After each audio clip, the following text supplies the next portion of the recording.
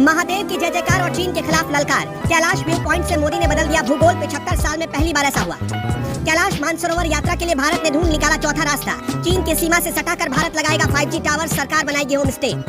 भारत के लोगों के जहन से डर कैसे निकाल रहे मोदी। चीन की सीमा से सटाकर मोदी बना रहे शिवधाम, जहां से दिखेगा कैलाश पर्वत। चीन की सीमा से सिर्फ 20 किलोमीटर की दूरी पर 30 परिवारों का एक गांव, जिसकी किस्मत और सूरत रातों रात मोदी ने बदल दी। जहां जाने से अब तक अधिकारी और प्रधानमंत्री भी कतराते थे, उस गांव में आज डर नहीं बल्कि दिवाली का माहौल है। लोग खुश हैं। उससे आखिरी गांव नहीं बल्कि देश का पहला गांव के नाम से पुकारा जा रहा है। एक दौर तो आपको याद ही होगा जब कश्मीर के लाल चौक पर भी दिन में आप नहीं जा सकते थे। आपको वहां जाने के लिए भारी भरकम सुरक्षा चाहिए होती थी, लेकिन मोदी राज में हिंदुस्तान ने यह हालात बदल दिया और अब बिना सुरक्षा के भी आप घाटी में कहीं भी जा सकते हैं। और उसी घाटी में अब राहुल गांधी अपनी बहन के साथ बर्फ के गोलों से खेलते भी हैं। और जिस चीन की सीमा पर 75 सालों में कोई भी प्रधानमंत्री नहीं पहुंच पाया, वहां पहुंचकर पीएम मोदी ने ध्यान किया, साधना की, पूजा पाठ किया और चीन से सटे उसी सीमा पर अब पार्वती धाम भी बनाने जा रहे हैं। प्रधानमंत्री ने देश की स्ट्रेटेजी बदल दी है। इंडिया अब डिफेंसिव नहीं ऑफेंसिव हो चुका है। इसके दो बड़े सबूत आज हम आपको दिखाएंगे। पहला, मोदी की बदली स्ट्रेटेजी का नतीजा कि भारत के आखिरी गांवों को अब भारत का पहला गांव कहा जाने लगा है। जैसे कि माणा भी चीन की सीमा पर बसा हुआ है और उत्तराखंड में ही है। इसी तरह पिथौरागढ़ के जोलिंगकोंग के गुची गांव को भी भारत का आखिरी गांव नहीं बल्कि पहला गांव कहा जाएगा। और 30 परिवार जो यहाँ रहते हैं, इस गांव से चीन की सीमा नजर आती है। यहीं से कैलाश पर्वत भी नजर आता है। पीएम मोदी जब उत्तराखंड के दौरे पर पहुंचे तो सबसे पहले पिथौरागढ़ में कैलाश व्यू पॉइंट से आदि कैलाश के दर्शन किए। फिर भारत चीन सीमा से सटे गुची गांव गए। बाद में अल्मोड़ा में जागेश्वर धाम पर माथा टेका। पीएम मोदी ने पिथौरागढ़ जिले के जोलिंगकोंग में पार्वती कुंड के पास ध्यान लगाया। वहाँ से आदि कैलाश के दर्शन भी किए। अभी तक कैलाश दर्शन के लिए भारतीयों को वीजा लेकर तिब्बत जाना पड़ता था, लेकिन अब कैलाश पर्वत के दर्शन के लिए पिथौरागढ़ में व्यू पॉइंट मिल चुका है। हमारी बात आपके लिए कोई मायने भले ही ना रखती हो, लेकिन जोलिंगकोंग गांव के लोगों के लिए बहुत बड़ी बात थी। इसे ऐसे समझिए, आजादी के बाद से अब तक उस गांव के लोगों ने किसी भी प्रधानमंत्री को साक्षात नहीं देखा था। मतलब कोई भी प्रधानमंत्री उस गांव में नहीं पहुंचा था। देश में 18 प्रधानमंत्री हुए, लेकिन अब तक चीन की सीमा से सटे कैलाश व्यू पॉइंट के सामने पहुंचकर पूजा पाठ, साधना और मां पार्वती की सेवा करने की हिम्मत किसी प्रधानमंत्री ने नहीं दिखाई थी, जिसे नरेंद्र मोदी ने कर दिखाया। यहाँ के गुजी गांव में सिर्फ 25 से 30 परिवार रहते हैं, लेकिन उन्हें डायरेक्ट दिल्ली से जोड़ने के लिए मोदी ने खजाना भी खोल दिया और 4200 करोड़ रुपए की सौगात दे दी। गुजी गांव में रंग जनजाति के लोग रहते हैं। यहाँ से चीन का बॉर्डर सिर्फ 20 किलोमीटर है। 30 परिवार वाले इस गाँव में पीएम मोदी ने शिवधाम बनाने का निर्णय लिया है। अगले 2 साल में गुंजी गांव की सूरत बदल जाएगी। यहाँ तीर्थ यात्रियों के रहने और ठहरने के लिए होटल और यात्री निवास बनाए जाएंगे। यहाँ होम स्टे बनाए जाएंगे और 5G नेटवर्क पहुंचाया जाएगा।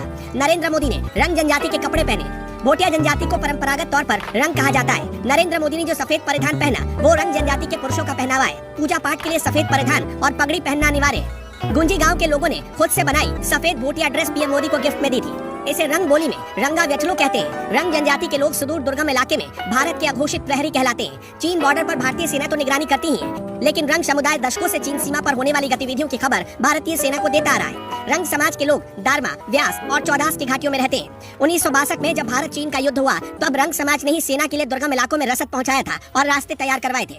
नरेंद्र मोदी रंग समाज के लोगों का ऋण चुकाने पहुंचे थे। वो इस समाज के पुराने मुरीद रहे हैं। 2019 में अपने मन की बात कार्यक्रम में भी उन्होंने इस जनजाति की तारीफ की थी। सनातन धर्म में जोलिंगकोंग के पार्वती कुंड की धार्मिक मान्यता है। शिव पुराण की कथाओं के मुताबिक पार्वती कुंड को गौरी कुंड भी कहा जाता है। इसी कुंड में स्नान से पहले माता पार्वती ने गणेश की रचना की और उन्हें जीवन दिया। माँ गौरी ने गणेश को प्रहरी बना दिया। जब भगवान शिव कुंड के पास आए तो गणेश ने उन्हें रोक दिया। नाराज शिव ने गणेश का सिर काट दिया। देवी पार्वती को जब इसका पता चला तो उन्होंने अपने पुत्र को जीवन देने की प्रार्थना की। भगवान शिव ने तब उन्हें हाथी का सिर प्रदान किया। मान्यता है कि ये सारी घटना इसी गौरी कुंड में घटित हुई। पार्वती कुंड ज्यादा बड़ा नहीं है, मगर हिंदुओं की आस्था से जुड़ा हुआ है।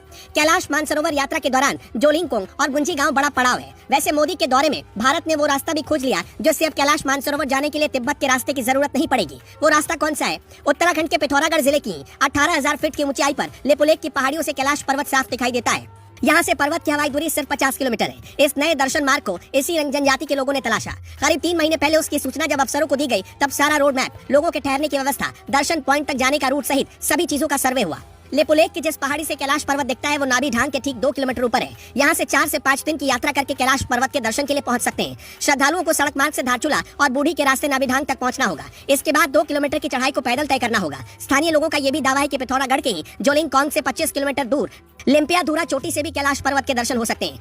लिम्पियाधुरा चोटी के पास ओम पर्वत, आदि कैलाश और पार्वती सरोवर है। यहाँ से कैलाश पर्वत के दर्शन होने से इस क्षेत्र में धार्मिक पर्यटन का स्कोप बढ़ गया है। अभी तक कैलाश मानसरोवर की यात्रा 3 रास्तों से होती थी। पहला रास्ता था लिपुलेख दर्रा, जो उत्तराखंड से होकर जाता है और यहीं से एक दूसरा विकल्प भी खुला है। दूसरा रास्ता नाथू दर्रा, जो सिक्किम से होकर जाता है और तीसरा रास्ता काठमांडू से होकर जाता है।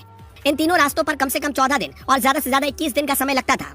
लेकिन नया रास्ता भी अब खोज लिया गया है। प्रधानमंत्री नरेंद्र मोदी के दिल में बसता है उत्तराखंड, और उत्तराखंड में 4 धाम की यात्रा, ऑल वेदर सड़क और उत्तराखंड के विकास को लेकर प्रधानमंत्री ने 9 सालों में जैसी कोशिश की, उस पर आपका क्या मानना है, हमें कमेंट बॉक्स में जरूर बताइएगा।